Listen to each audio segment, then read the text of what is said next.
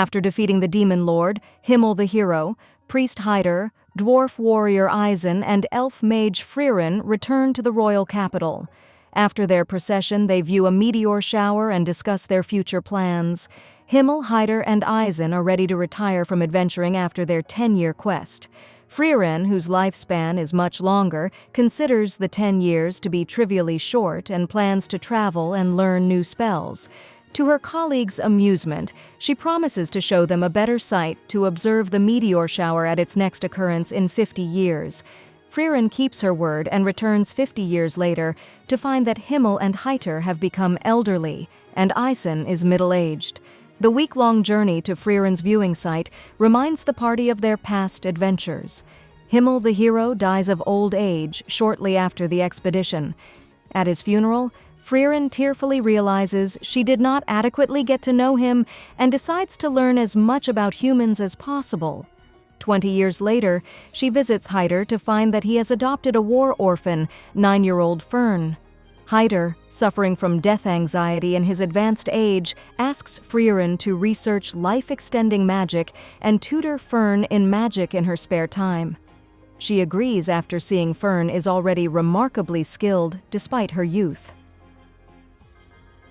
Frieren spends 4 years tutoring Frieren while translating an ancient grimoire concerning immortality. Hyder collapses and can no longer walk. Frieren declines to visit immediately, explaining that she must train continuously to become a mage before Hyder dies. She wants to show him this progress as thanks for his intervening in her planned suicide and adopting her. Frieren expedites her translation. The grimoire revealed nothing about life extension. Hyder admits that he used this prospect to ensure that Frieren would stay to tutor Frieren. Frieren finally masters an offensive spell, and Hyder dies. She joins Frieren in her travels to continue to learn. They use magic to easily complete mundane tasks for townspeople, especially in return for documents about magic. During a routine cleaning of a statue of Himmel the hero, Frieren decides to decorate it with his favorite flower. The flower seems to have gone extinct in the region, and they spend 6 months searching for one. Frieren is surprised and frustrated about Frieren's commitment to a seemingly minor cosmetic task. While reflecting about her motivation and friendship with Himmel, Frieren finds the live flower in a rodent's seed hoard, allowing her to conjure a field of them in his memory. Frieren realizes it is important to have a passion, be it for magic or anything else. Frieren notices Frieren acting suspiciously and follows her to several unusual and dangerous shops. Frieren admits despite her efforts, she has learned almost nothing about Frieren and was trying to think of a gift for Frieren's birthday. Frieren is happier knowing Frieren at least tried to learn about her. Frieren decides to revisit places she visited with Himmel, Hyder, and Eisen. The first place is a village where Frieren sealed away Qual, the demon of corruption. The seal will break soon, so Frieren must defeat Qual. Qual is unsealed, but Frieren reveals in the 80 years he has been asleep, human mages learned and reverse-engineered his spell, allowing them to develop new defense spells to block it. Frieren points out Himmel must have had deep trust in Frieren to be so certain she would return to deal with Qual. In exchange for cleaning a beach, Frieren receives a grimoire written by famous mage Flam, even though it is fake. The work is finished by New Year, when the locals traditionally watch the sunrise. Frieren, a notorious late sleeper, missed the sunrise during her last visit, upsetting her friends. This time she makes it but finds the sunrise dull until she sees Frieren enjoying herself. They then visit Eisen's home, having not seen him in 30 years. He asks for help searching Volbasin for Flam's genuine grimoire, as Flam supposedly found a way to speak to the dead, and he thinks it will be beneficial for Frieren to speak with Himmel one more time. Frieren recalls Flamma was her human master 1,000 years ago, who instructed her to find her home if she ever felt regret and wanted to speak to the dead. Frieren recovers Flam's genuine grimoire, which describes where all souls go, Aureole, at the northernmost point of the continent where the Demon Lord's castle is located. On the way home, Eisen is happy Frieren is learning to care about people and is a good teacher to Frieren. Frieren asks Eisen to accompany them to Aureole, but Eisen declines, citing he would slow her down in his old age. However, Eisen also reminds them that their original adventure to the Demon King's castle took 10 years. Frieren acknowledges 10 years is potentially a tenth of Fern's lifespan, but Fern decides to follow her. A short way into the journey, they enter a village where several people disappeared after seeing ghosts of their deceased relatives. Frieren suspects an Einzum, a monster that lures victims with illusion magic. Fern is almost caught by Heider's ghost, but Frieren easily shoots Himmel's ghost, exposing the Einzum so Fern can destroy it. Continuing on the journey, Frieren decides to kill a dragon to collect a grimoire from its nest. This requires a strong warrior, so they seek out Stark, one of Eisen's students who once defeated the dragon and now lives nearby. Stark admits he has never killed a monster before and only won the famous staring contest because he was frozen with fear. Frieren gives him until morning to decide to help. Fern doubts he is capable, but Frieren is confident since, thanks to Eisen's training, Stark possesses the strength to cut through solid rock with his axe. Stark admits that even though he is strong enough to take on the dragon, he is too afraid to. Fern encourages Stark by telling him all he needs is resolve. The next day, Stark reluctantly agrees to distract the dragon despite still being scared. However, Frieren points out that Eisen was always scared as well before a major battle. Stark then engages the dragon and manages to kill it without needing any assistance from Frieren and Fern. Frieren collects the grimoire and Stark agrees to accompany her on her journey. The trio head north to the city of Wall, but find out the checkpoint is closed due to increased monster activity in the northern lands. Frieren is content to stay in the city to continue her magic research, but Fern and Stark grow concerned when they find out it may take up 2 years before the checkpoint can be reopened. Stark reveals to Fern that he wants to go on an adventure so that he can return to Eisen to regale him with his stories. Fortunately, the city's Castellan recognizes Frieren and, believing that she has headed north to pacify the monsters, gladly opens the checkpoint for her. Fern and Stark are excited that this marks the official beginning of their adventure. Frieren and her party continue to travel north, and Frieren explains the elven race has been declining since, due to their long lives, they are too apathetic to even reproduce. They pass by another village with statues of her and her original party who celebrate Liberation Day. Frieren recalls a memory where Himmel was adamant the party leave behind statues of themselves as reminders to Frieren that they actually existed and are not simply fairy tales. Heading to another city, Frieren spots demons and tries to attack them, only to be arrested by the city guards for threatening peace envoys. Fern and Stark visit Frieren in the dungeon and reveal that one of the Demon Lord's lieutenants, Aura, has recently regained her power and has been waging war against the city for 28 years, leading both sides to open peace talks. However, Frieren warns from experience that demons are incapable of being reasoned with, since they only learn human language as a way to deceive humans. Just as Frieren predicted, the demon peace envoy led by Lugner are simply there to trick the city into lowering its barrier so Aura can raise it with her army. However, one of his attendants, Draft, heads to the dungeon to assassinate Frieren, but she warns him that she is far more powerful than Aura. Draft ignores Frieren's warning and attacks her, but she easily kills him and escapes the dungeon. The city's Graf, Granat, becomes suspicious about Draft's disappearance and Frieren's escape and confronts Lugner. With his plot exposed, Lugner captures Granat with the intention of forcing him to disable the city's barrier. Meanwhile, Fern and Stark agree to warn Granat about Lugner when they come across Frieren. Frieren leaves to confront Aura, who is waiting outside the city with her army. That night, Fern and Stark sneak into the keep and work together to seriously wound Lugner.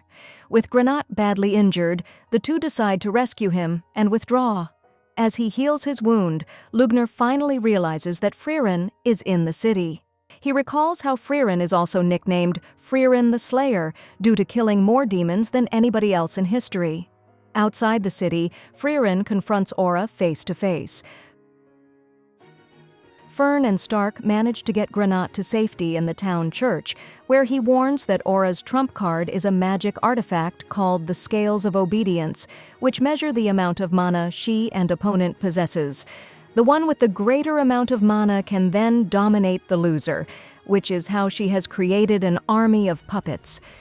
Frieren destroys some of Aura's puppets, and seeing that she still has no understanding of humanity, concludes that she can kill her like a monster. Back in the city, Lugner and his assistant Lini ambush Frieren and Stark. While the demons initially have the upper hand, Stark learns that Lini copied Eisen's fighting style from observing him in a battle, but lacks the strength to execute his moves with killing force, and uses that to his advantage to land a killing blow on her. Frieren seizes the initiative by taking advantage of her main strength of being able to cast her spells more quickly than even Frieren, eventually overwhelming Lugner's defenses and killing him. Mortally wounded, Lugner is left to wonder how Frieren is so powerful, until he comes to the realization that she had been suppressing her mana to look weaker than she actually is, which is considered a taboo among demon mages. Frieren then finishes off Lugner. In a flashback to 1,000 years ago, Flamma comes across a destroyed elf village and finds Frieren the only survivor, having managed to kill the demon general attacking her. Flamma decides to take Frieren on as her apprentice and teaches her how to indefinitely suppress her mana. She also teaches Frieren how to fight demons. Since demons are proud and self-confident in their own magic and are incapable of suppressing their own mana, Flamma explains that by suppressing their mana, they can trick demons into feeling a false sense of security where they can be destroyed in a surprise attack.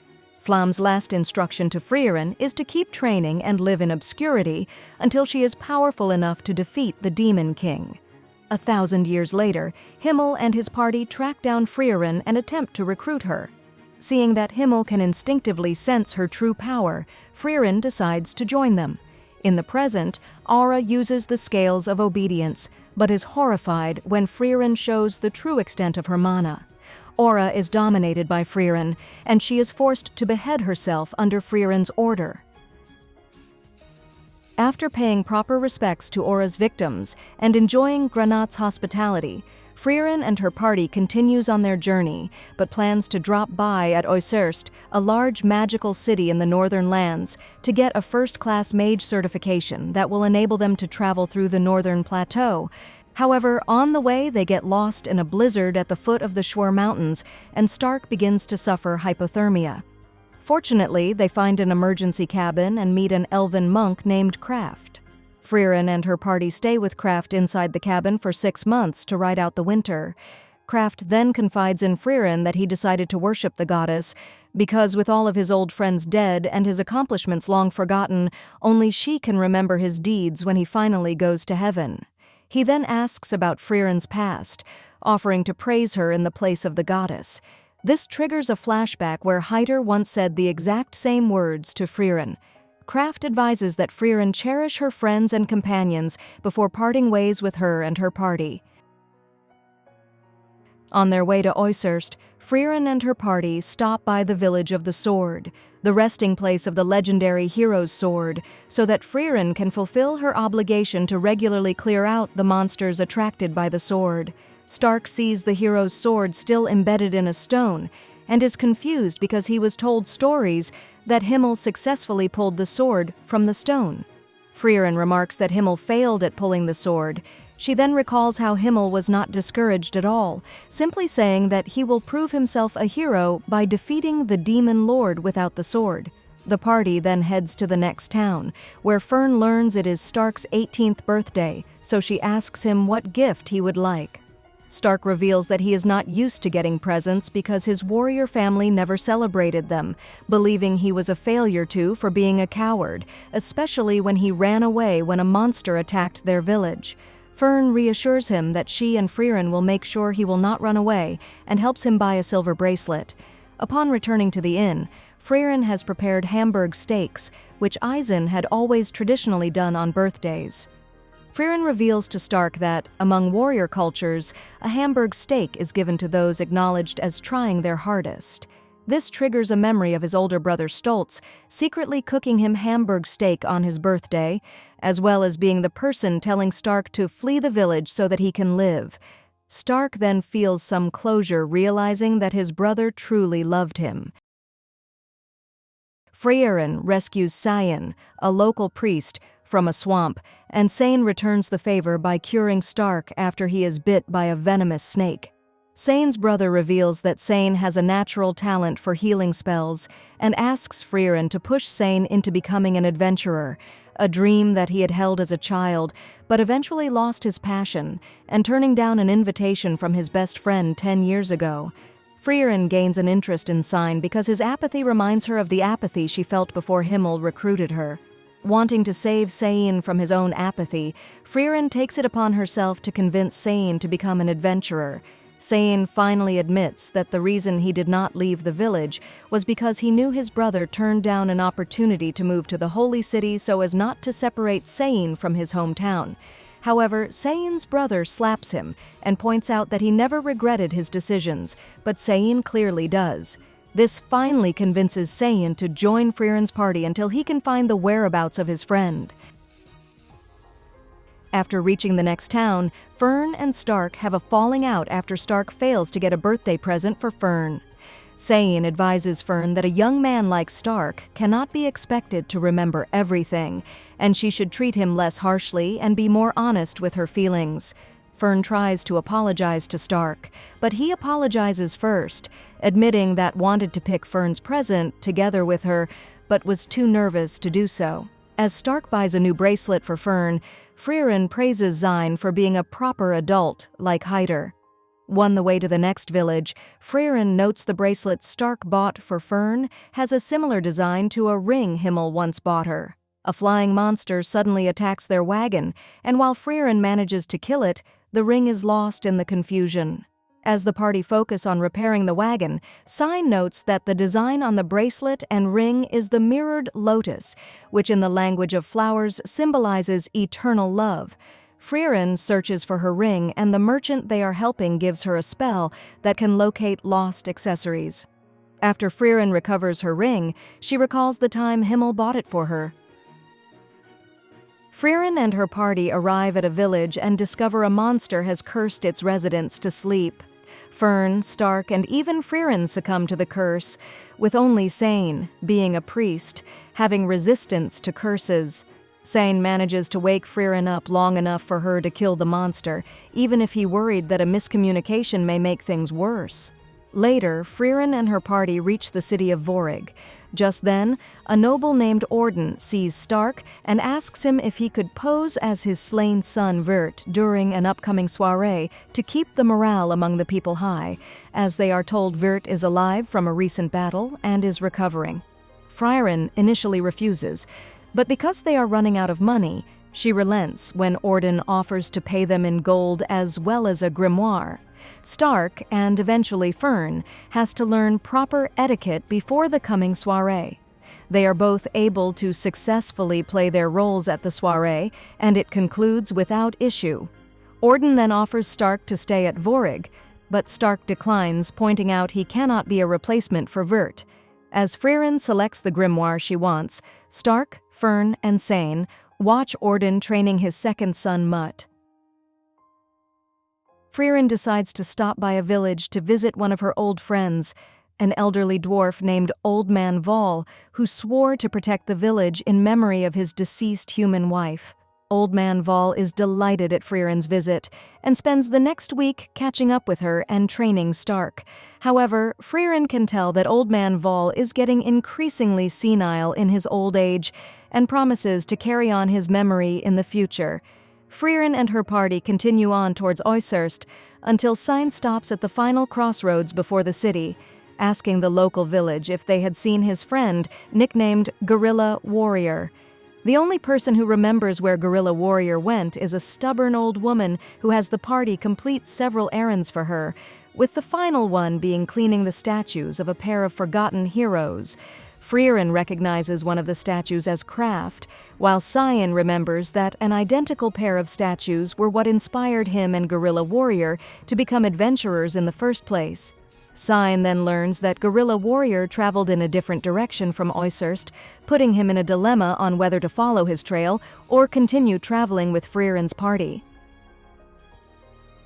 As Sign takes his time to decide, the party stays at the village, but their departure is halted when a snowstorm falls, keeping them in the village for an entire month.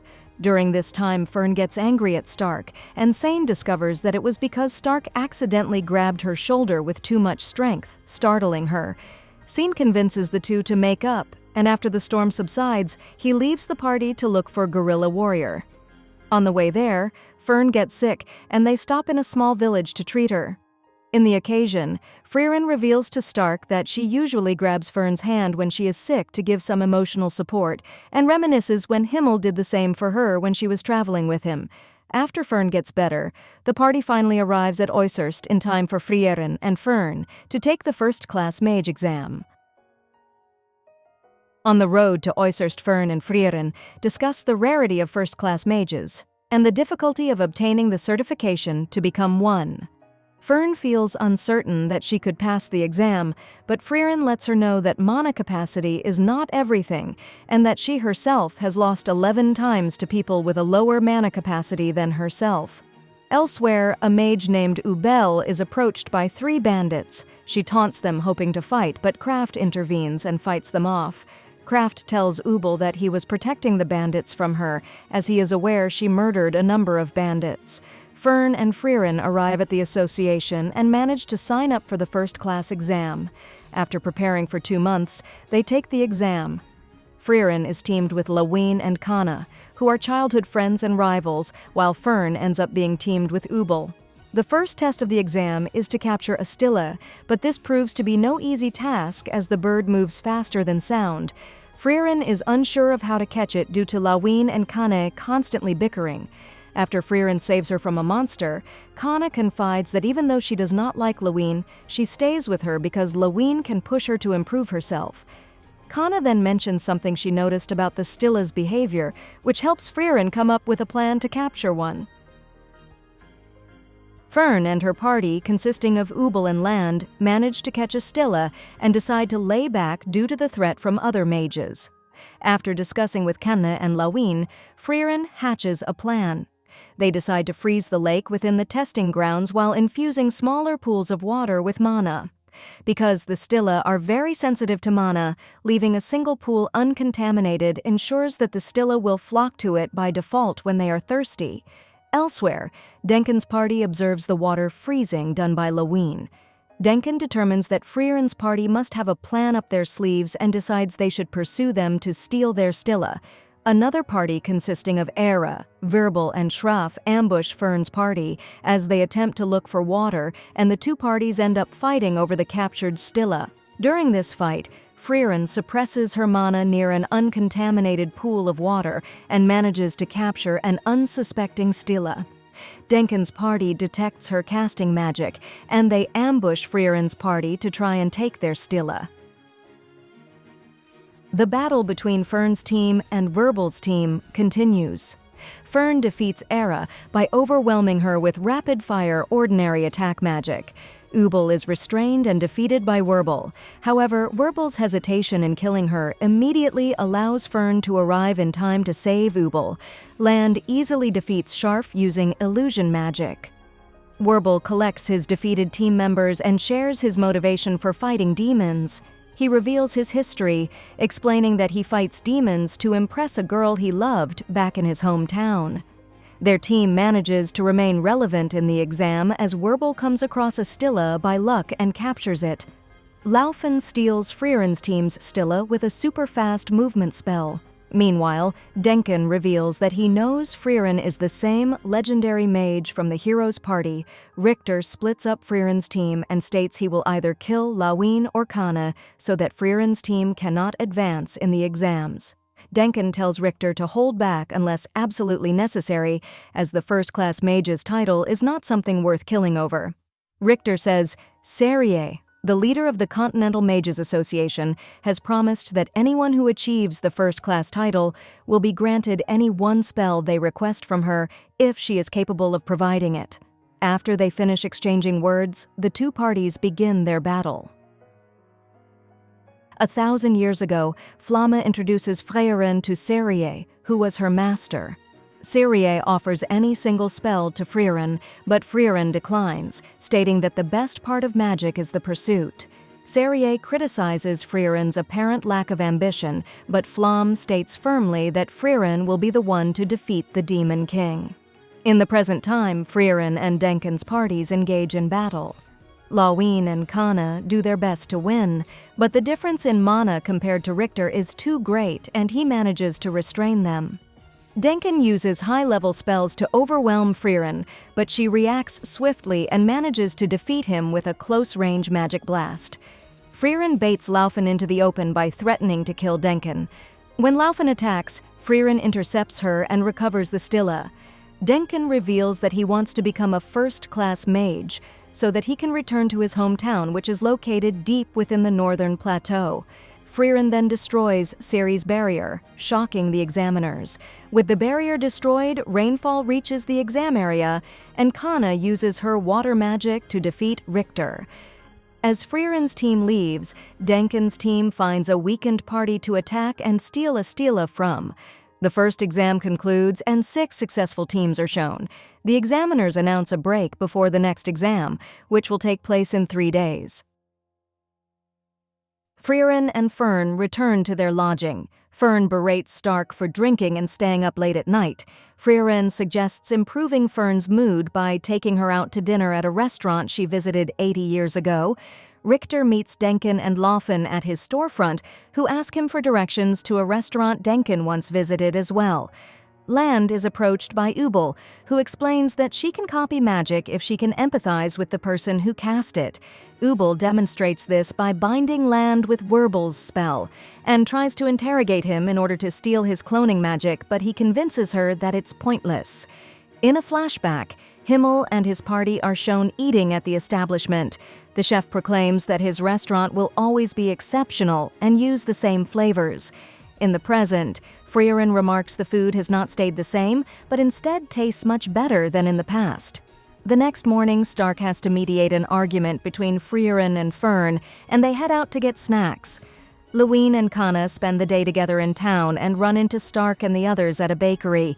At the inn, Lawine and Kana hand baked goods to Frieren to thank her for helping them pass the first test.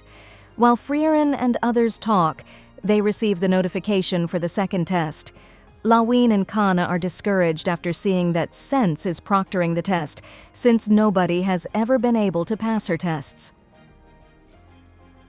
Sense congratulates the 18 individuals who passed the first test and proceeds to outline the parameters of the second test.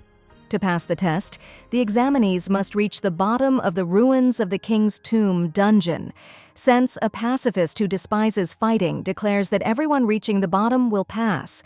She also distributes bottles that, if shattered, will summon a golem that will help the mage escape the dungeon, but using it will automatically fail the mage who uses it.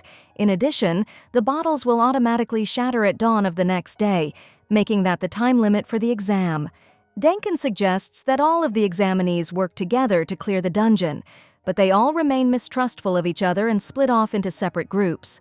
Sense decides to follow Frieren and Fern, and despite Frieren falling for mimics several times, they are able to progress deep into the dungeon.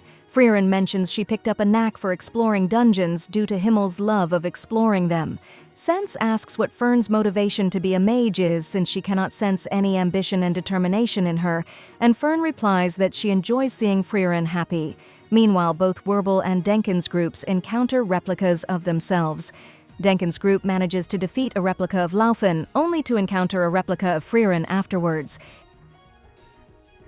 It is revealed the dungeon contains a creature known as a Spiegel that can read the memories of those who enter the dungeon and use that information to craft perfect replicas of the raiders. Denken's party attempt to confront the Frieren replica but are forced to withdraw. Ubel and Land are cornered by an Ubel replica.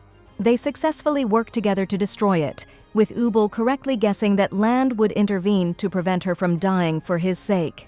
While exploring, Frieren uncovers a hidden section of the dungeon containing a long-lost mural. She, Fern, and Sense then make their way to the bottom of the dungeon. They warn Frieren about her replica and discuss methods they may use to defeat her. Edel's party runs into a replica of Sense. Edel tries to mind control it, but the replica does not have a mind and cannot be controlled. Edel is injured and is forced to break her bottle and escape. In a separate fight, Werbel's party manages to defeat their replicas by choosing favorable matchups for each member. With no other ideas, Denken and Frieren conclude that brute force is their only option. Fern suggests that with their assistance, she can kill the Frieren replica. Dunste informs Denken's and Frieren's parties that Edel has retreated from the dungeon and that mind control is not an option against the replicas. Lawine and Kana arrive at the scene and tell the parties that the monster they are facing is a Spiegel and that the replicas it creates have no unique weaknesses. Everyone present concludes that Frieren's replica must be defeated before they can destroy the Spiegel. Before heading into battle, Fern discloses Frieren's fatal weakness. She cannot detect mana when she casts a spell, a vulnerability typically found in beginner mages. After the discussion, Fern and Frieren are chosen to confront Frieren's replica. Everyone else remains in place to protect them from potential attacks by other replicas. Frieren and her replica are evenly matched, and Fern waits for an opening to hit the replica with Zoltrak. In a flashback, Frieren hands Serie a will from Flamme. The will reveals that Flamme convinced the human emperor to allow humans to adopt magic. Serie remarks that this is the start of the era of humans, and eventually human mages will be able to surpass even elves like herself and Frieren. In the present, Fern strikes Frieren's replica directly with a full-power Zoltrak. Fern's Zoltrak fails to kill the replica of Frieren. At the entrance to the final part of the dungeon, Denken and Methode determine the locations of the remaining replicas and strategize on how best to combat them. The mages face off against their best matchups and successfully eliminate a large number of replicas. Following Lawine and Richter's success in defeating replicas of Kana and Lawine, they are ambushed by Sense's replica, which impales Richter and Lawine. Forced to break their bottles, Lawine and Richter are eliminated from the test. Denken, Land, and Ubel arrive to the scene and decide on their next course of action.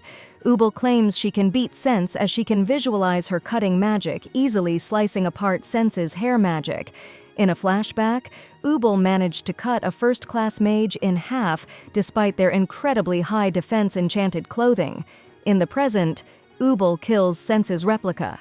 After Denken's team runs into resurrected replicas, they realize that until the Spiegel is defeated, the replicas will keep coming back to life.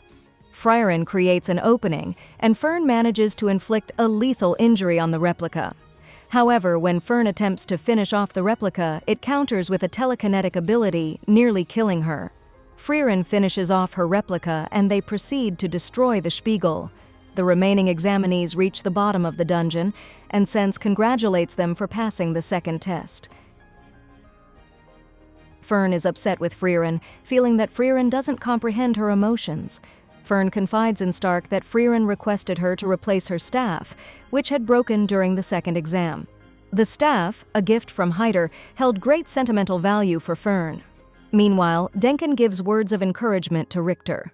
Frieren arrives to the shop after Denken leaves and convinces Richter to repair Fern's staff. After Fern and Stark return to the inn, Fern discovers her repaired staff and recalls Hyder telling her about Frieren's deep care for others. The third exam commences, and all participants await instructions. Seri says that she will personally proctor the final exam since Frieren's involvement caused more examinees to pass than intended.